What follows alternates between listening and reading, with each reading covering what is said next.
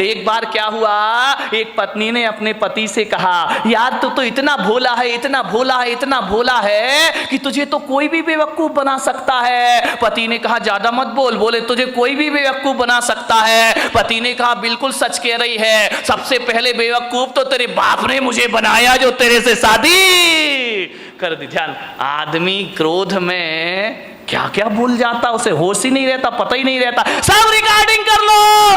और जब मेहमान आए, यदि सासू बहू लड़ रही हो ना तो देवरानी रिकॉर्डिंग कर ले।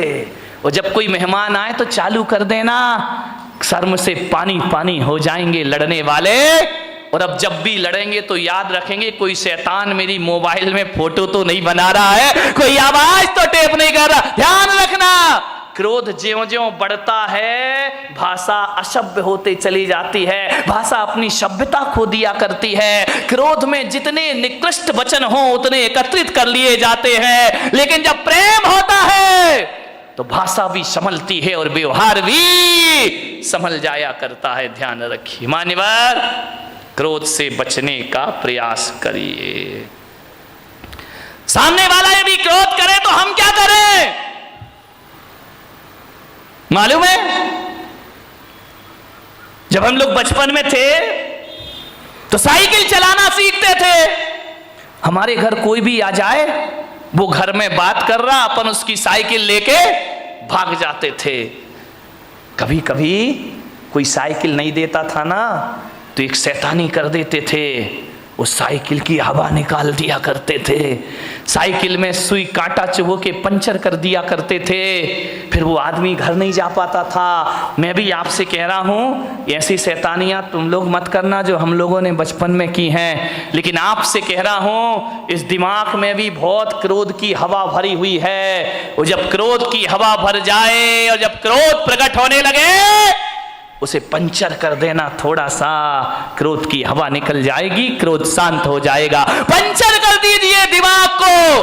पंचर कैसे करेंगे? ऐसे मत करना कि तुम यहाँ पे कांटा चुभो रहे हो दिमाग में, पंचर नहीं है तो दुर्घटना घट जाएगी। पंचर करने का मतलब इतना ही है कि यदि सामने वाला गुस्सा कर रहा है, क्रोध कर रहा है, तो अपने क्रोध की हवा निकाल दो, अपने क्रोध के टायर ट्यूब को पंचर कर दो। कैसे पंचर कर दो कि भैया जो तू गुस्सा कर रहा है, गालियां दे रहा है, इसका जवाब मैं 5 मिनट बाद दूंगा। ध्यान रखिए, थोड़ा सा धैर्य, 5 मिनट बाद जवाब दूंगा। मैं कहता हूं यदि 5 मिनट बाद जवाब देने का संकल्प ले लिया तो समझना हमारा क्रोध पंचर हो गया, हमारा गुस्सा पंचर हो गया।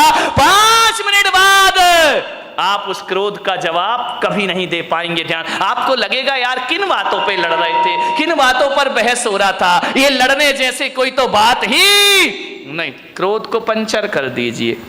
एक आदमी को मैं जानता हूं, वो एक चिट्ठी लिख रहा था, ऐसी चिट्ठी, ऐसी चिट्ठी, ऐसी चिट्ठी, 4 पेज भर दिए उसने। इतनी गालियां, इतनी गालियां, इतने गंदे शब्द। मैं वहां पहुंच गया, मैंने कहा क्यों भाई क्या कर रहे हो? अरे बोले मेरा दोस्त है ना, अब दुश्मन बन गया है, बहुत मेरा अपमान किया उसने। मैं चिट्ठी लिख रहा हूं, हजारों गालियां उसने चिट्ठी में लिख दी। तेरा सत्यानाश हो, तू बर्बाद हो, तू धोखेबाज है। लालू चिल्ला रहा ना नीतीश को कि तू धोखेबाज है, तू धोखेबाज है, तूने धोखा दिया, गठबंधन तोड़ा, 1000 गालियां। ध्यान, चिल्लाते रहो, अभी तो सारी दुनिया में मोदी ही मोदी चल रहा है। ध्यान रखिए, 1000 गालियां लिखी उसने। बोले मैं इसको पोस्ट करने जा रहा हूं, उसके पास पहुंचेगी ये चिट्ठी। मैंने कहा एक काम कर मेरे भाई। बोले क्या? मैंने कहा एक काम कर, ये चिट्ठी तूने लिख दी? बोले लिख दी। मैंने कहा इसको आज नहीं कल पोस्ट ऑफिस में डालना, लेटर बॉक्स में डालना। बोले नहीं मैं तो आज ही डालूंगा। मैंने कहा नहीं तू कल डालना।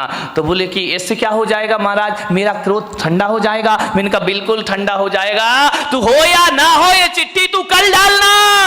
लेकिन एक बात याद रखना, आज इस चिट्ठी को पैक मत कर, रखा रहने दे, कल पैक करना, टिकट लगाना और अपने दुश्मन के एड्रेस पर डाल देना। बोले ठीक है, आप कह रहे तो ये नियम में पाल लेता हूं। उसने हजारों गालियां लिख करके एक लिफाफे में रख दी। दूसरे दिन जब डालने को गया तो उसने कहा कि यार एक बार पढ़ तो लूं, कोई गाली इसमें कम तो नहीं रह गई है। जैसे ही उसने पढ़ा, उसने देखा यार मैं कितना स्टैंडर्ड का आदमी और इतनी घटिया गालियां लिखा करता हूं, आप विश्वास नहीं करेंगे। जैसे ही उसने चिट्ठी पढ़ी, क्रोध शांत हुआ, चिट्ठी को फाड़ फूड़ कर डस्टबिन में डाल दिया। बोले जवाब देने से कोई मतलब। ध्यान रखना, क्रोध तात्कालिक पागलपन है। जब ये पागलपन पैदा होता है तो एक बात याद रखना, क्रोध तात्कालिक पागलपन की निशानी है। जब आदमी क्रोध में होता है तो पागलों जैसी हरकतें प्रारंभ कर दिया करता है। लेकिन एक बात ध्यान रखना, ऐसा पागलपन है जो जब पागलपन ये दूर होता है ना तो पश्चाताप दे करके जाता है हमारी जिंदगी को। सिवा पश्चाताप के हमारे हाथ कुछ लगता नहीं। क्रोध के तात्कालिक पागलपन को शांत करिए, वरना जिंदगी भर आपको पछताना पड़ेगा। ध्यान रखिए, क्रोध तो छोटी सी का टेम्परेरी चीज है, परमानेंट चीज नहीं है। लेकिन क्रोध में जो भी हम करते हैं वो हमें जिंदगी भर के लिए पश्चाताप दिया करता है। ध्यान रखिए, एक बात याद रखना, क्रोध पे थोड़ा ब्रेक लगाना है तो तात्कालिक उत्तर मत दीजिए, थोड़ा सा इंतजार करिए। क्रोध अपने आप शांत होकर के चला जाएगा। ये क्रोध पैदा क्यों होता है आप बताइए? हर आदमी को क्रोध आता है। क्रोध क्यों पैदा होता है? जब अपेक्षा बढ़ जाती है तो क्रोध का जन्म हो जाया करता है।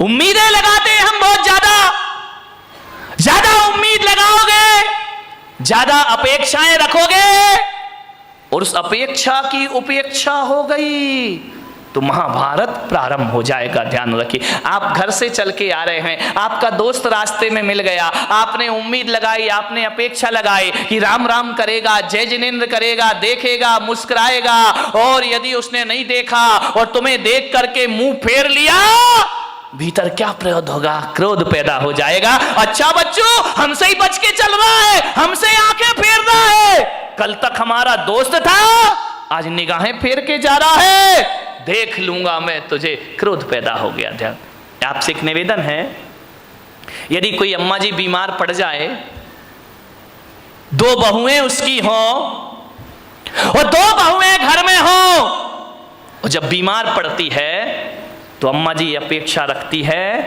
कि एक बहू आकर मुझे एक गिलास पानी देगी, टैबलेट देगी, दवाई देगी, एक बहू मेरे सिर दबाएगी। ध्यान रखना, आप सोचते हैं कि बहू सेवा करेगी और बहू ने सेवा नहीं की तो क्या पैदा होगा? क्रोध पैदा होगा। अच्छा, खा रही हैं, रह रही हैं आराम से, थोड़ी सी सेवा नहीं करती, मैं बीमार पड़ी हूं, आके नहीं देख सकती हो। मैं अम्माओं से निवेदन करूंगा, यदि दोनों बहुएं पीहर चली गई हैं, घर बेटे बाजार में गए हैं और अब आप बीमार हो और अब आपको दवाई खाना है और जब बहुएं घर में नहीं हैं तो बताइए अम्मा जी आप क्या करोगी? विचार करिए, बताइए। आप बीमारी की हालत में भी पलंग से उठोगी, उठने के बाद किचन तक जाओगी, गिलास में पानी लोगी, दवाई हाथ से खोलोगी और खा जाओगी। विचार करिए, यदि घर में सुखी रहना है तो बहुओं से ज्यादा अपेक्षाएं मत लगाइए। जब तक हाथ पैर चलते हैं अपना काम खुद करो और आनंद से जीवन गुजारिए, लाचार मत बनिए। ध्यान रखिए, बहू यदि पानी और दवाई नहीं ला रही है तो ये मत सोचना मेरी बहू खराब है, सोचने की तो बात है, बस इतना सोच लेना मेरी बहू पीहर गई है और मैं यहां पर अकेली हूं। अपना काम खुद करो। ध्यान रखिए, भगवान के मंदिर में जाओ तो ये मत कहना कि मेरे बच्चे और बहू बुढ़ापे में मेरी सेवा करें।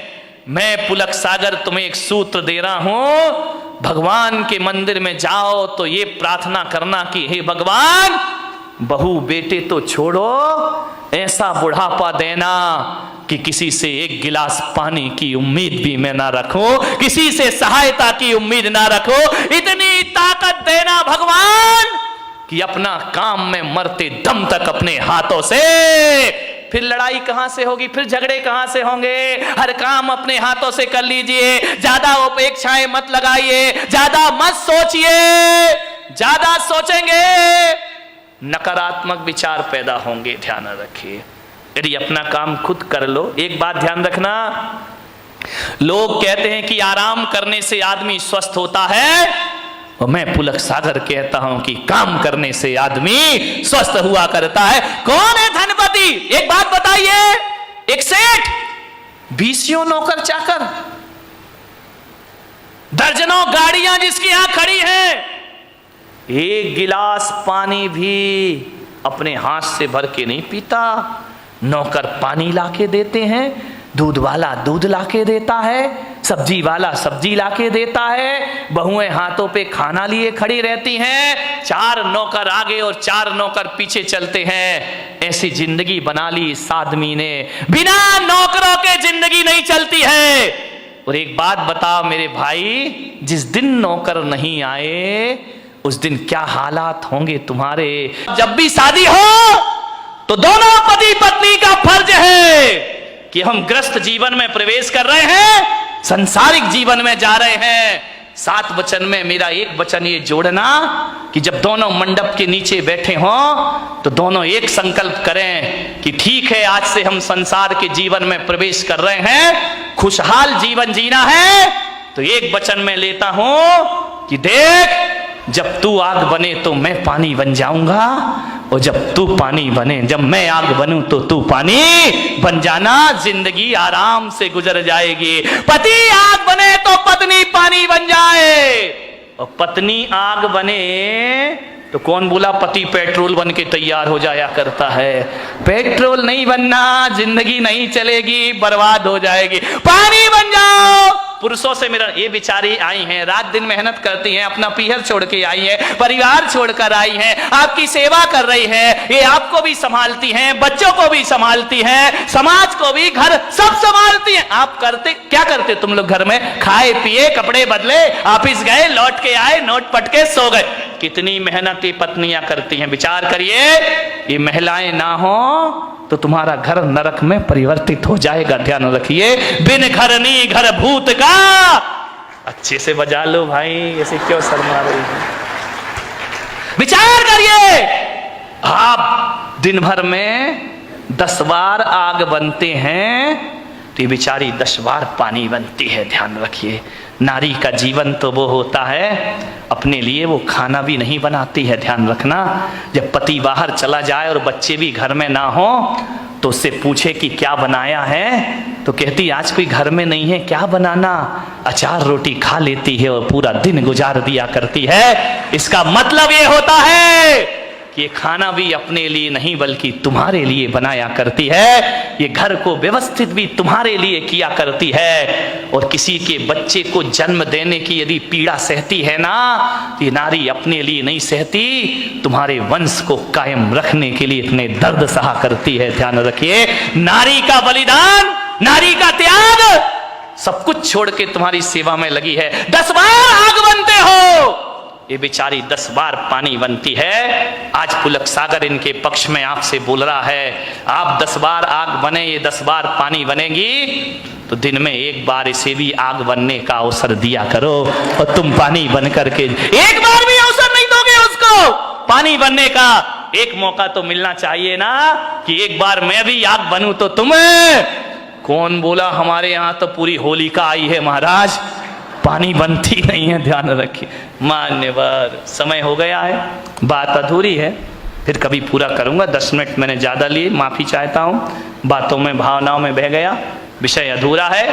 एक संकल्प करके यहाँ से उठना कि घर में 10 सदस्य हों या 50 या 2 सदस्य हों, मेरी बस एक बात मानना कि जब एक आग बने तो अपन को पानी बनने का प्रयास करना है।